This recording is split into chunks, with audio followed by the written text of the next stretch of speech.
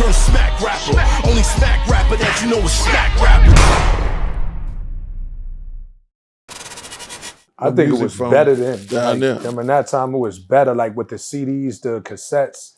You guys are making a lot more money. Yeah. Oh shit. I mean, I went from street hustle to that hustle and it became real easy.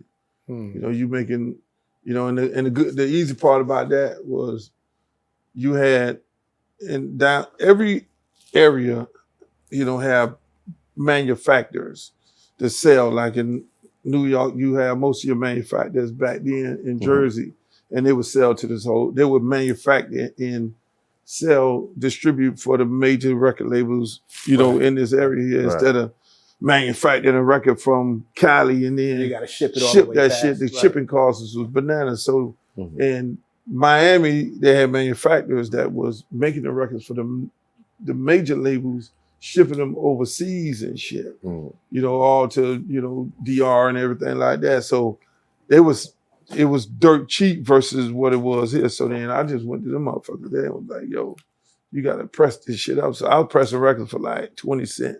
A record making $2.20 a record. Cutting out the middleman early. Cutting out the middleman. And so back then, everybody was fucking with the singles and shit. I was like, fuck that shit. I'm gonna make an album for the same amount of money as a single. I'm gonna cut out the single. Man, what if that shit was like that now, bro? Yeah. Well, it is to an extent. It is? There's less to sell, but you still get to eliminate the middleman. First of all, if you want to sell records out your car, you can. You know what I mean? If you want to just pack your stuff up and sell it, you absolutely can. Most people throw away their CD players, their DVDs. The problem is, in his era, in his time, you're not competing. He wasn't competing with the same things that we're competing with now. This is pre-internet. Yeah. This is pre-social media. Yeah. The social network at the time was handing out a flyer. This is before motherfuckers could bootleg your shit, really. Nah, niggas was bootlegging. They were bootlegging. They could bootleg. Yeah, they would, and that was the biggest thing. You know, motherfuckers would say you use a pressing plant in California and them niggas was backdooring your ass like a motherfucker. The album was out before you dropped your shit. Man. Exactly. Shit was flying out the motherfucking door. The cassettes was flying out the back door. You sitting up That's there. how niggas wasn't going platinum or gold, because bootlegging. Well, but you win. You oh yeah, no, I was eating. I mean, everything. It felt fucked up that I couldn't get a deal, but then once niggas started getting into the shit, it was like, oh, this the lick. So I remember riding on the fucking bus with Ice-T, with all these dudes. they all tell the story. Kumo D and everybody, and we sitting there. We on the bus. Niggas is walking around and say, "What label you on? What label you on? What label you on? Hey Luke, what label you on? I'm on Luke Records, motherfuckers." Start laughing and shit. You ain't on Sony. You know none of this shit. I'm like, okay, laugh down. And before you know it, the mother, what? How the fuck you doing this shit? I'm like, nigga, y'all making a fraction of the amount of money. This is how much the fuck I'm making. And so motherfuckers started comparing notes, and that's why after that, and then Source put me on the cover explaining some of the stories and shit. Then niggas came back, and then the needle moved, because motherfuckers was like, yo, fuck that. I want to do what this nigga is doing at the major label, and the major labels had to adjust their shit because motherfuckers was trying to haul ass and start their own shit. So the major labels started getting niggas deals. The contracts. To put them in a situation where they'll be similar to me, but most of them dudes weren't similar to me because they weren't owning their own masters. Right. They just tricked out the game. They tricked the game up, make a nigga feel like he owned something. He just really owned the name of the label, but he was still going to get the artist and put him on the label, and the label still actually own the product. Right. So we put pressure on the industry to change. To be better. And that, you know, when you really look back at it, you know, motherfuckers are like, okay, this shit funny, but then it really wasn't funny. And then dudes came back and like, look, I want to put my nigga on. I want to put my nigga on. Right. You feel me? And everybody want to put their guy on. They want to have their own label. Now, financially, what was the huge difference? That's the bitches. Them hoes hot like a motherfucker. They coming out. Oh God. They gotta make an entrance. They gonna make a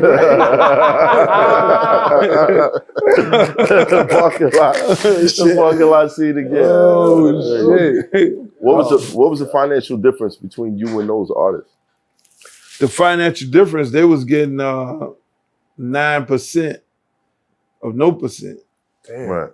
You feel me? So they would get 9. They were supposed to get 9 points, which is 9% of whatever it is. Some dudes had a big deal. A big deal back then was 12%. You know, you had to be a motherfucker that was doing platinum and all that shit like that. So, you know, back then the label would give you a big ass advance, Right. shoot your videos, promotion, and all that. And so they were really marking up and doubling down on the prices where they really never gave them dudes royalties. And so that's why when every guy came to me and did a show, when I was bringing them, they were telling me their horror stories. So I kind of peaked the game from bringing artists down and niggas telling me, man, I ain't getting paid shit. I got this hot ass record, yada, yada, yada. And man, I want a better deal, but they really couldn't get a better deal. So I kind of peaked the game from that standpoint right there. So now when you look at me, I'm getting 100%. I'm manufacturing a record for 20 cents, making a cover for 3 cents. You know, what's Luke Records clearing the first year? What it was clearing? So you're really clearing the overhead on a record at that time was shit. You probably clearing $2 a record versus these guys not really getting maybe making sense. Right. Yeah, that's why it was so easy for the industry to go internet like it is right now. Where these motherfuckers, say, okay, you been getting a cent. You know what I'm saying? We own your master. Oh, you mean as far as like streaming this? Yeah, streaming, like Spotify. You been getting a cent. Right. You ain't used, motherfuckers like me ain't used to getting a cent. Right. I got a problem with that fucking shit. Right. You know what I'm saying? But again, that's the way the business right now. Right. But that was the biggest difference. And so I kind of was like, okay with doing it that way. Right. Because if I sold 200,000 records, that was equivalent to your 2 million of what you're gonna get paid. Because I'm getting all the money. You feel me? And then I would then take, University of Miami, I go over there, they got film school.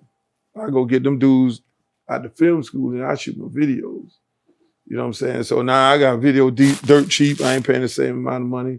These young people, they grinding, they want to be producers and directors and shit. Mm-hmm. And so we shooting the videos, shit. So they shooting the videos for credit. Yeah. That's all they was shooting it for. That's crazy. And they had the equipment, everything. So I had to do all that because again, back then it was no such thing as a film industry in Miami. So to go find a dude to shoot a video.